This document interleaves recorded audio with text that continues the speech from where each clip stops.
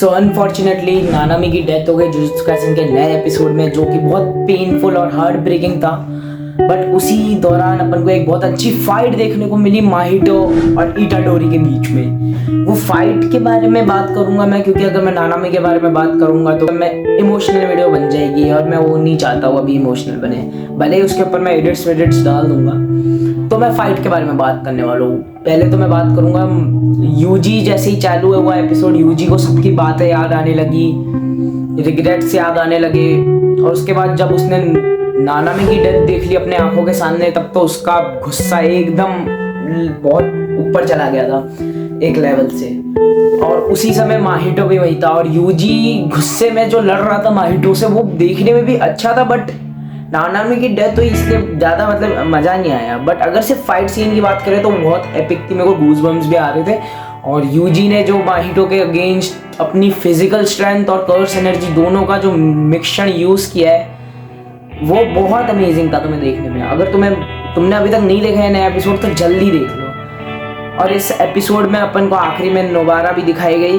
तो एपिसोड में ज़्यादा कुछ बात करने लायक है नहीं, बट फाइट सीन और नानामी के बारे में यही बात है। तो नानामी के बारे में बात करूंगा कि नानामी की डेथ उन्होंने बहुत ब्यूटीफुल बनाने की कोशिश का एकदम बना भी दी। उन्होंने मलेशिया का एक बीच का कॉन्सेप्ट उठाया कि नानामी की वो ड्रीम प्लेस थी, उसकी बुक्स वहाँ पे जाके वो पढ़ना चाहता था, जो उसने खरीद ली बट कभी पढ़ी नहीं। और उसने जब ट्रांसफिगर्ड ह्यूमंस को मार रहा था, माहितो के ट्रैप में आ गया था, तो नानामी पहले से इतना थका, मतलब उसका हाल इतना खराब हो रखा था, जो पिछला कर्स स्पिरिट से वो लड़ रहा था, जिस समय तोजी आके बचा लेता है उन्हें। बट नानामी का तभी हाल खराब हो जाता है, और वो पहले ही आधा इंजर्ड था। अगर वो फुल पोटेंशियल पे लड़ता तो नानामी नहीं हारता, वो जीत जाता, उसकी डेथ नहीं होती। और नानामी को भी रियलाइज हो गया था जब माहितो ने उसको टच कर लिया था हैंड से, तो उसको पता था वो कुछ कर नहीं सकता डिफेंड। वो अगर अटैक करने की कोशिश करेगा तो मारा ही जाएगा। तो उससे अच्छा इटाडोरी को कुछ बोल के गया कि I am leaving everything on you, जो बहुत अच्छा लगा है। तो यानी नानामी की डेथ एक तरह से पेनफुल भी थी, बट उसकी डेथ उन्होंने ब्यूटीफुल बनाने की कोशिश करी, जो बहुत अच्छी बात है। थैंक यू माप्पा। और अब मैं बात करूंगा उन दोनों के फाइट के बारे में, माहितो वर्सेस इटाडोरी। इटाडोरी ने खुद की पावर यूज की, खुद की इंटेलिजेंट यूज की, और एंगरली वे में फाइट किया माहितो से। वही माहितो तो हंस हंस के फाइट कर रहा था। इटाडोरी अभी भी लोगों के बारे में केयर करता था, इसलिए वो बहुत ट्रैप में फंस गया। बट उनकी फाइट में मेरे को मज़ा आया, सच बताओ तो।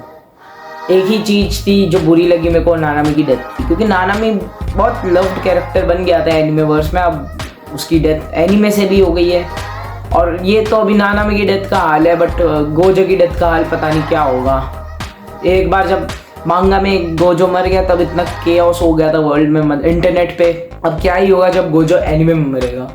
तो आज की वीडियो में मेरे को इतनी बात करनी थी। और अगर मैं एपिसोड और इस आर्क को रेट करूँ तो ऑलमोस्ट शिबुया इंसिडेंट आर्क का भी 2-3 एपिसोड आने बचे, तब ये आर्क खत्म हो जाएगा। तो अगर मैं इसे रेट करूँ तो शिबुया इंसिडेंट बहुत पेनफुल रहा है, डेथ्स बहुत हुई है, खासकर नानामी की। इसे रेट करूँ तो फाइट सीन के अकॉर्डिंग मैं इसे 9.8 आउट ऑफ 10 दूंगा।